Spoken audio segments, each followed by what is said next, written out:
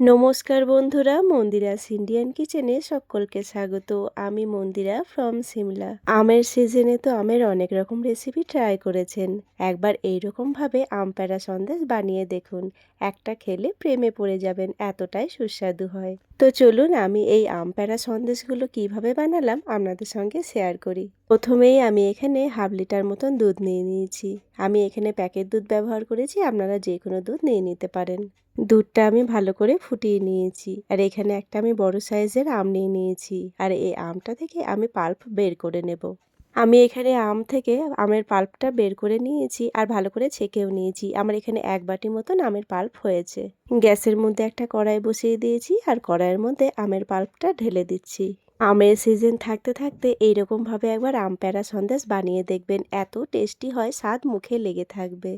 আর ওই একই বাটি মেপে আমি হাফ বাটির একটু বেশি চিনি দিয়ে দিচ্ছি। চিনিটাকে দিয়ে আমের পাল্পটা চিনিটাকে দিয়ে বেশ কিছুক্ষণ ধরে নাড়াচাড়া করব। আমি এই আমের সিজনে যখনই আম প্যাড়া সন্দেশটা বানাই, বাড়ির সবাই ভীষণ পছন্দ করে। এতটা টেস্টি হয় যে একবার বানিয়ে খেলে বারবার বানিয়ে খেতে মন চাইবে। বেশ অনেকক্ষণ ধরে আমের পাল্পের সঙ্গে চিনিটাকে রান্না করে নিলাম। এরপরে যে দুধটাকে আমি ফুটিয়ে রেখেছিলাম সেটা অল্প অল্প করে এর মধ্যে দিতে থাকবো আর নাড়তে থাকবো। তবে চিন্তার কোনো কারণ নেই, যেহেতু চিনির সঙ্গে আমের পাল্পটা আগে থেকে রান্না করে নিয়েছি, তারপরে দুধটা দিয়েছি, তাই দুধটা কেটে যাওয়ার কোনো ভয় নেই। আমের যে কোনো রেসিপি কিন্তু ভীষণ টেস্টি হয়, তার উপরে যদি আম প্যাড়া সন্দেশ হয় তাহলে তো কোনো কথাই নেই। আমের সিজন থাকতে থাকতে এইরকমভাবে একবার আম প্যাড়া সন্দেশ বানিয়ে দেখবেন, বাড়ির সবাই ভীষণ পছন্দ করবে। আমি এখানে কিছুটা পরিমাণে আমন্ড নিয়ে নিয়েছি, আর আমন্ডটাকে ছোট্ট ছোট্ট টুকরো করে ভেঙে নিয়েছি। বেশ কিছুক্ষণ ফোটার পরে আমি এখানে আমন্ডের টুকরোগুলোকে এর মধ্যে দিয়ে দিয়েছি। সেই ভিডিওটা আমার স্কিপ হয়ে গেছে। আপনারা চাইলে আপনাদের যে কোনো পছন্দের ড্রাই ফ্রুট এর মধ্যে ব্যবহার করতে পারেন।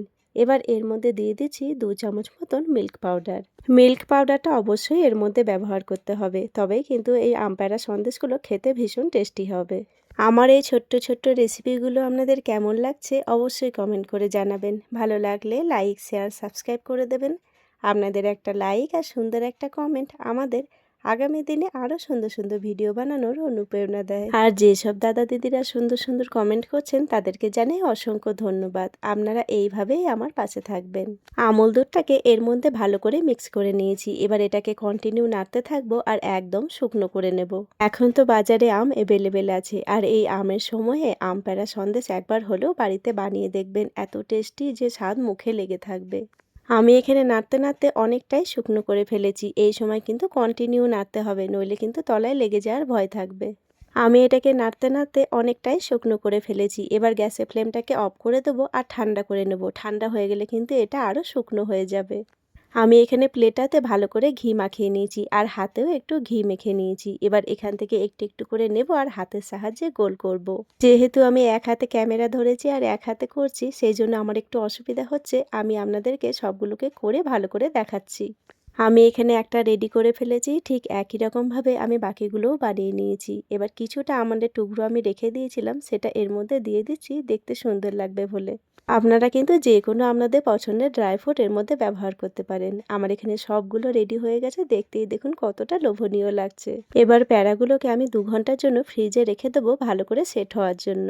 2 ঘন্টা পর ফ্রিজ থেকে প্যাড়াগুলোকে বের করলাম, দেখুন প্যাড়াগুলো কত সুন্দরভাবে সেট হয়েছে। 500 গ্রাম দুধ আর একটা পাকা আম দিয়ে এতগুলো প্যাড়া আমার এখানে রেডি হয়ে গেছে। আপনারা বেশি পরিমাণে এরকমভাবে আম প্যাড়া বানিয়ে ফ্রিজে রেখে দিতে পারেন। হঠাৎ করেই যদি কোনো বাড়িতে গেস্ট এসে গেল, এই আম প্যাড়া সন্দেশ কিন্তু আপনারা সার্ভ করতে পারেন। তারাও কিন্তু খেয়ে ভীষণ প্রশংসা করবে আপনার। এবার এই আম প্যাড়া সন্দেশগুলোকে একটা প্লেটের মধ্যে সার্ভ করে নিচ্ছি। আমার এই আম প্যাড়া সন্দেশগুলো আপনাদের কেমন লাগলো অবশ্যই কমেন্ট করে জানাবেন। ভিডিওটাও তাহলে এখানেই শেষ করছি। আমার আজকের রেসিপি আপনাদের কেমন লাগলো অবশ্যই কমেন্ট করে জানাবেন। ভালো লাগলে লাইক, শেয়ার, সাবস্ক্রাইব করে দেবেন। আবারও আসবো নতুন কোনো একটা রেসিপি নিয়ে। ততক্ষণের জন্য সবাই ভালো থাকবেন, সুস্থ থাকবেন। এতক্ষণ পর্যন্ত আমার সঙ্গে থাকার জন্য সকলকে জানাই অসংখ্য ধন্যবাদ।